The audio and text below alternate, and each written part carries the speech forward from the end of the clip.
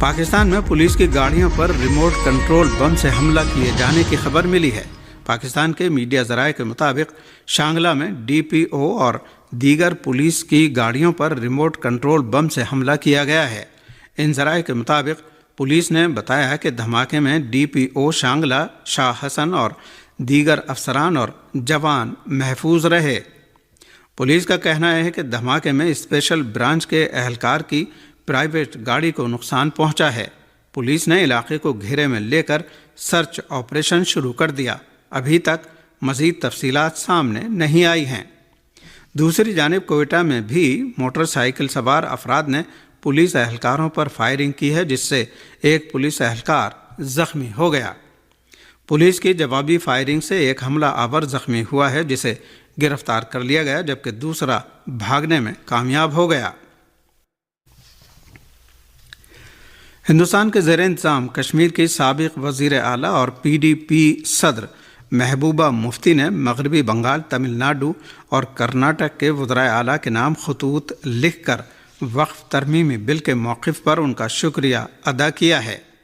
موصولہ report کے مطابق محبوبہ مفتی نے ہفتے کو ایک سوشل نیٹ ورک پر اپنی ایک پوسٹ میں کہا ہے کہ میں نے مغربی بنگال کی وزیر اعلیٰ ممتا بنرجی، تمل ناڈو کے وزیر اعلیٰ ایم کے اسٹالن اور کرناٹک کے وزیر اعلیٰ سدھا رمیہ کو خطوط لکھے ہیں، جن میں وقف ترمیمی بل کے خلاف ان کے جرأت مندانہ اور اصولی موقف کے لیے تہہ دل سے ان کا شکریہ ادا کیا ہے۔ دوسری جانب ہندوستان کے مختلف علاقوں میں وقف ترمیمی بل کے خلاف مظاہرے ہو رہے ہیں۔ اسی سلسلے میں مغربی بنگال کے مرشد آباد ضلع پرگنہ، ہگلی اور مالدہ میں مظاہرے ہوئے، تاہم مرشد آباد میں مظاہرے نے پرتشدد رخ اختیار کر لیا، جس کے بعد پولیس نے سخت کارروائی کرتے ہوئے 110 سے زیادہ افراد کو گرفتار کر لیا۔ تشدد سے سب سے زیادہ متاثر علاقے مرشد آباد میں دفعہ 144 نافذ کر دی گئی ہے اور ان علاقوں میں انٹرنیٹ خدمات بند کر دی گئی ہیں، جہاں جمعے کو ہنگامہ پھوٹ پڑا تھا۔ پولیس کے مطابق صورتحال پر قابو پانے کے لیے مسلسل چھاپے مارے جا رہے ہیں۔ صہیونی فوج کی غزہ کے مختلف علاقوں پر بمباری جاری ہے، جس کے نتیجے میں مزید 23 فلسطینی شہید اور درجنوں زخمی ہو گئے ہیں۔ المیادین ٹی وی نے آج صبح خبر دی ہے کہ غزہ پٹی کے مختلف علاقوں پر اسرائیلی فوج کے حالیہ حملوں میں 23 افراد شہید اور درجنوں زخمی ہوئے ہیں۔ اس کے ساتھ ہی اسرائیلی فوج نے جنوبی غزہ پٹی کے شہر رفح کا محاصرہ کر لیا ہے اور شہر کے شمالی علاقوں میں فلسطینیوں کے مکانات کو مسمار کرنا اور انہیں دھماکوں سے اڑانا شروع کر دیا ہے۔ فلسطینی ذرائع نے اطلاع دی ہے کہ جنوبی غزہ کی پٹی کے شہر خان یونس کے مغرب میں واقع علاقے المواسی میں پناہ گزینوں کے خیموں پر اسرائیلی حکومت کے ڈرون حملے کے نتیجے میں متعدد فلسطینی شہید اور زخمی ہو گئے۔ اسی دوران طبی ذرائع نے مشرقی غزہ کے مختلف علاقوں پر اسرائیلی جنگی طیاروں کے شدید حملوں کی اطلاع دی ہے، جس کے نتیجے میں الطفا علاقے میں کم از کم ایک فلسطینی شہری کی شہادت ہوئی ہے۔ عینی شاہدین نے بم دھماکے اور زوردار دھماکوں کی آواز کے نتیجے میں اس علاقے میں ہونے والی وسیع تباہی کی جانب بھی اشارہ کیا ہے۔ دوسری جانب اسرائیلی نائب وزیر اعظم یاریو لیون نے کہا ہے کہ مغربی کنارے پر تسلط حاصل کرنے کے لیے تل ابیب کی کوششیں جاری ہیں۔ انہوں نے بطور وزیر اور صہیونی پارلیمنٹ کے رکن کی حیثیت سے اس سلسلے میں ایک بل پاس کرنے کو اپنی آرزو بتایا ہے۔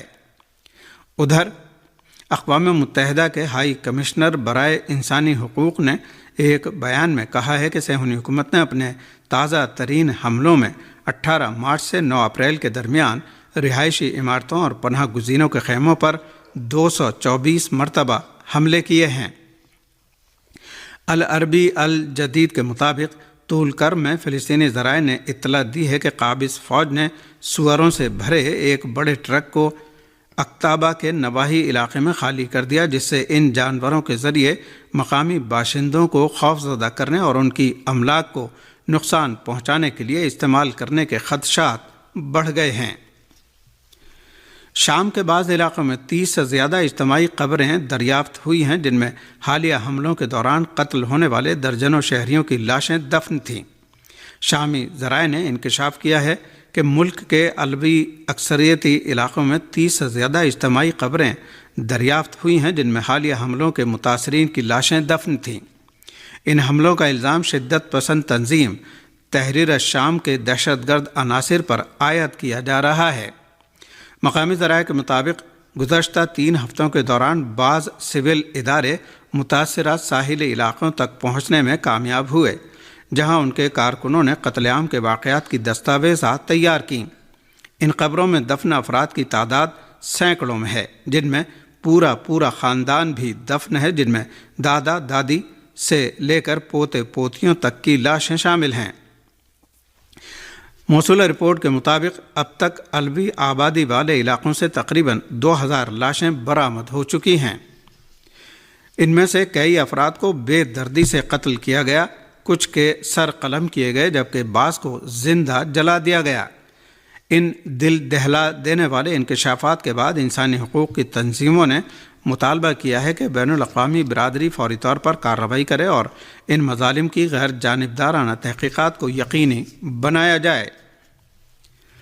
امریکہ اور صہیونی جارحیت کے جواب میں یمن کی مسلح افواج نے مقبوضہ علاقوں میں صہیونی تنصیبات اور بحیرہ احمر میں امریکی بحری بیڑے پر حملہ کیا ہے۔ یمن کی مسلح افواج نے تل ابیب میں 2 فوجی اہداف کو ڈرون حملے کے ذریعے نشانہ بنایا ہے۔ یمن کی مسلح افواج کے ترجمان میجر جنرل یحییٰ سری نے ایک بیان میں کہا ہے کہ حملے میں خودکش ڈرون طیاروں کو اسرائیل کے مرکزی علاقے میں 2 فوجی اہداف کی طرف روانہ کیا گیا۔ یحییٰ سری نے اس آپریشن کا مقصد فلسطینی عوام کی حمایت قرار دیا۔ اس سے پہلے جنرل یحییٰ سری نے امریکی بحریہ کے جہاز USS ہیری ٹرومین اور اس کے ہمراہ بحری جنگی جہازوں پر بھی میزائل اور ڈرون حملے کی خبر دی تھی، جس میں ان جہازوں کو بحیرہ احمر کے شمالی حصے میں نشانہ بنایا گیا۔ دوسری جانب یمن کے ٹی وی چینل المسیرہ نے اطلاع دی ہے کہ امریکہ نے یمن کے مغربی علاقے الحدیدہ میں فضائی حملے۔ ایران اور امریکہ کے مابین بالواسطہ مذاکرات آج ہفتے کے روز عمان میں شروع ہو گئے۔ اسلامی جمہوریہ ایران کی وزارت خارجہ کے ترجمان اسماعیل بقائی نے ایکس پر لکھا ہے کہ وزیر خارجہ سید عباس عراقچی اور مشرق وسطیٰ کے لیے امریکی صدر کے خصوصی نمائندے اسٹیو وٹکاف کے درمیان بالواسطہ مذاکرات عمانی وزیر خارجہ بدر البوسعیدی کی ثالثی میں شروع ہو چکے ہیں۔ یہ مذاکرات عمانی میزبان کی طرف سے طے شدہ مقام پر منعقد ہو رہے ہیں، جن میں اسلامی جمہوریہ ایران اور امریکہ کے نمائندے الگ الگ کمروں میں بیٹھے ہوئے ہیں اور فریقین عمانی وزیر خارجہ کے ذریعے ایک دوسرے کو اپنے نقطۂ نظر اور موقف سے آگاہ کر رہے ہیں۔ ایران کی وزارت خارجہ کے ترجمان اسماعیل بقائی نے کہا کہ ایرانی وفد اپنے قومی اقتدار اور مفادات کے تحفظ کے لیے تمام گنجائشوں سے استفادے کے لیے پرعزم ہے۔ ایران کے نائب وزیر خارجہ مجید تخت روانچی نے مسقط میں ایران اور امریکہ کے مابین بالواسطہ مذاکرات کے بارے میں کہا ہے کہ اگر امریکہ ایٹمی معاملے سے بے ربط مطالبات اور دھونس دھمکیوں کے رویے کو چھوڑ دے تو ایک مناسب معاہدے کا حصول ممکن ہے۔ مشرق وسطیٰ کے امور میں امریکی مندوب وٹکاف نے، جو امریکی مذاکراتی ٹیم کی سربراہی کر رہے ہیں، کہا ہے کہ ایران کے ساتھ آج ہونے والے مذاکرات بحالی اعتماد کے لیے ہیں۔ انہوں نے کہا کہ ایران کا ایٹمی پروگرام ایٹمی ہتھیار میں نہیں تبدیل ہونا چاہیے۔ ایران کے امور میں امریکہ کے سابق مندوب رابرٹ مالی نے اپنے ایک بیان میں ایران کے ساتھ سمجھوتے کے لیے ٹرمپ کی دلچسپی کی جانب اشارہ کرتے ہوئے تاکید کے ساتھ کہا ہے کہ اس وقت ہمیشہ سے زیادہ سمجھوتے کا چانس موجود ہے۔ ایران اور امریکہ کے درمیان عمان میں بالواسطہ مذاکرات شروع ہو گئے ہیں۔ ماضی میں امریکہ کی جانب سے معاہدوں کی خلاف ورزی اور غیر سنجیدہ موقف اختیار کرنے کی وجہ سے اخلاقی اور سفارتی سطح پر ایران کا پلڑا بھاری ہے۔